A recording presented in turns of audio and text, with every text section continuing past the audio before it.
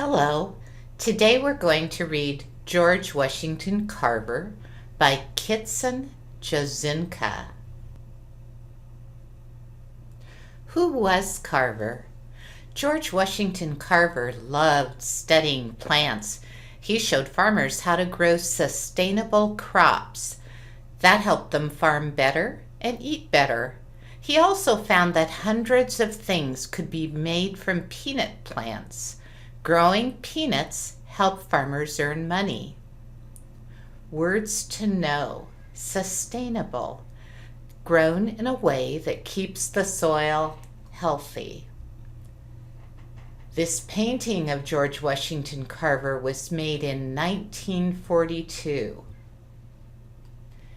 Many black farmers were too poor to buy their land. Instead, they had to rent it. They paid the owner a share of their crops. In Carver's time, life was hard for many black people in the United States. They did not have the same rights as white people. Carver felt that this was wrong. He used his ideas about farming to help change people's lives. Carver was one of the most famous African Americans of his time. George Washington Carver was born on a farm near Diamond, Missouri, USA. The cabin where Carver lived as a boy is gone. This outline and the photo above was built later to show how small it was. This sketch on the right was drawn by Carver. It shows how he remembers the cabin. Most people think he was born around 1864. No one knows for sure, but we do know he was born a slave.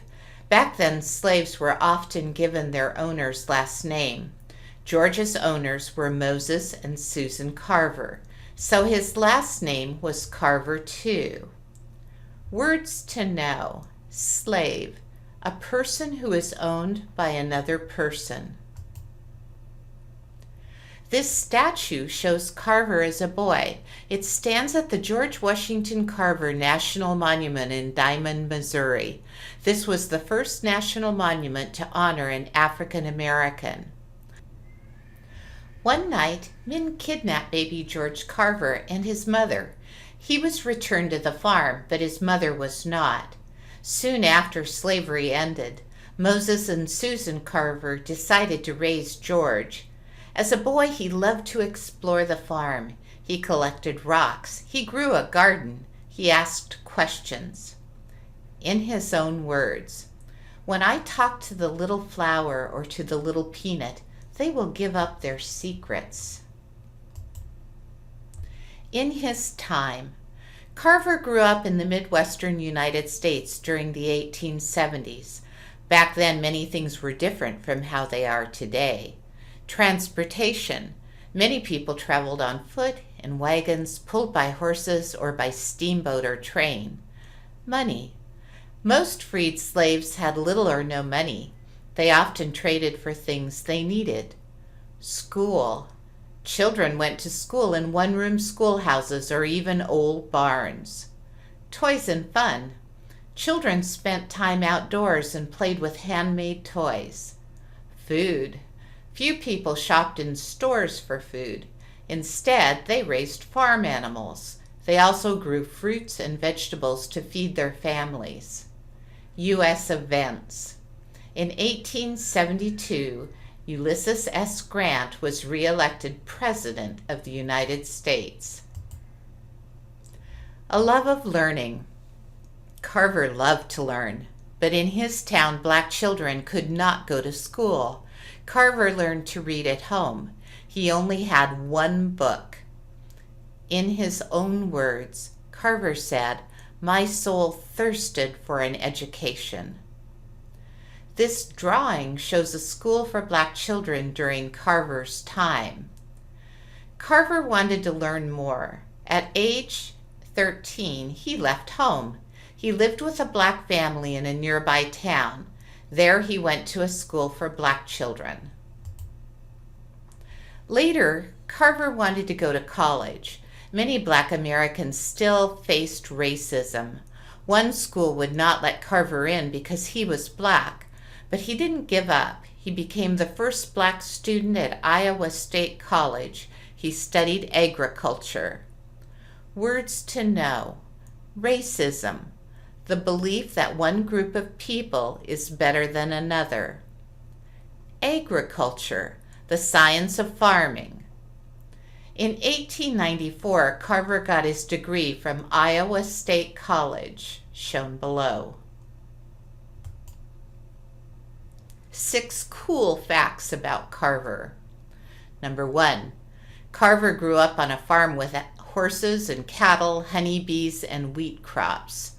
Number 2, as a boy, Carver helped people with their sick plants. They called him the plant doctor.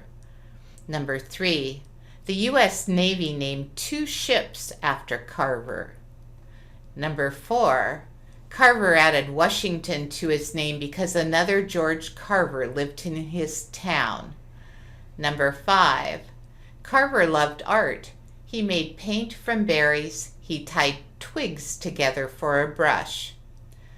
Number 6, 3 U.S. presidents asked for Carver's advice on farming. The picture shows Carver meeting President Franklin D. Roosevelt in 1939. Helping others. After college, Carver became a teacher. He worked at a school in Alabama called Tuskegee Institute. The picture below shows Carver in the front row in the center.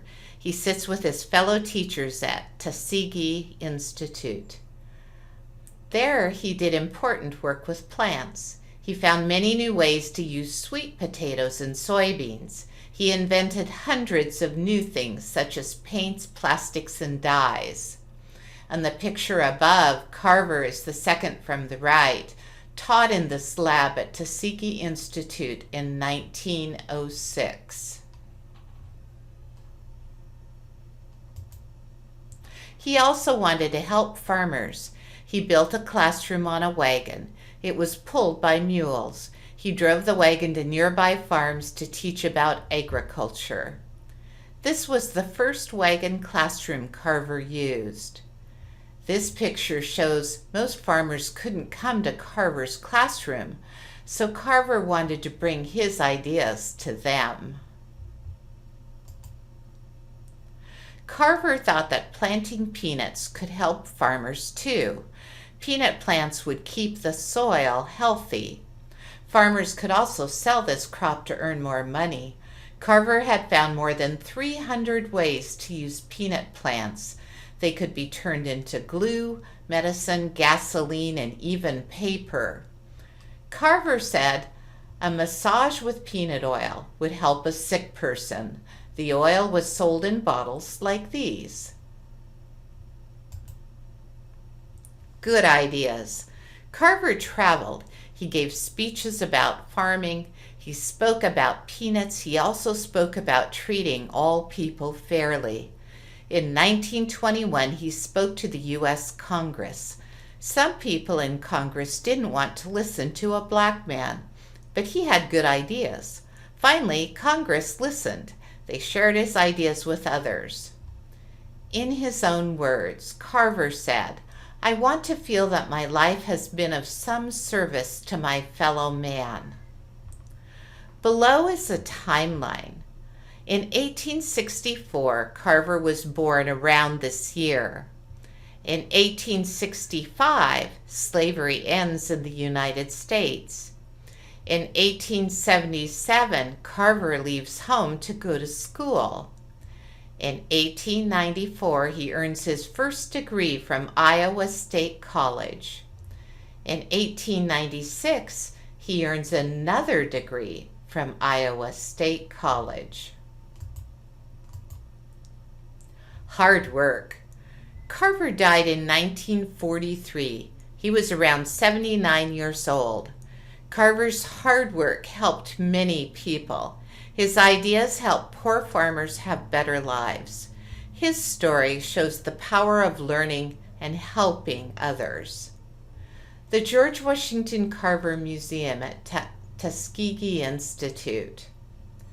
Carver's picture appeared on a 32-cent U.S. postage stamp in 1998. It was the second stamp with his picture. Again, the timeline: in 1896, he starts teaching at Tuskegee Institute in Alabama. In 1921, Carver speaks to the U.S. Congress about the many uses of peanuts. In 1943, he died on January 5th. In 1948, his picture appears on a 3-cent U.S. postage stamp. In 1965, the U.S. Navy names a submarine the USS George Washington Carver. What in the world? These pictures show up-close views of items from George Washington Carver's time. Use the hints to figure out what's in the pictures. We're going to start with the word bank. Here are the answers to the pictures below. The first word is mules, berries, books, rocks, ships, peanuts. Now, follow along, look at the picture, listen to the hint, and tell me what it is. Number 1, the hint. Carver found many uses for this crop. Can you guess what it is? Number 2, hint. The U.S. Navy named 2 of these in Carver's honor. What's the word? Number 3, hint. Carver loved to read, but had only 1 of these as a child. Number 4, hint. These animals pulled Carver's Wagon Classroom. What's this animal? Number 5, hint. Carver made paint with these. Number 6, hint. Carver collected these on the farm where he grew up.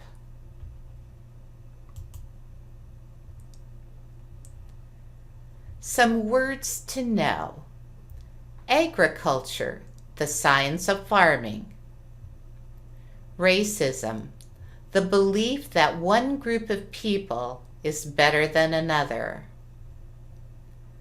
Slave, a person who is owned by another person.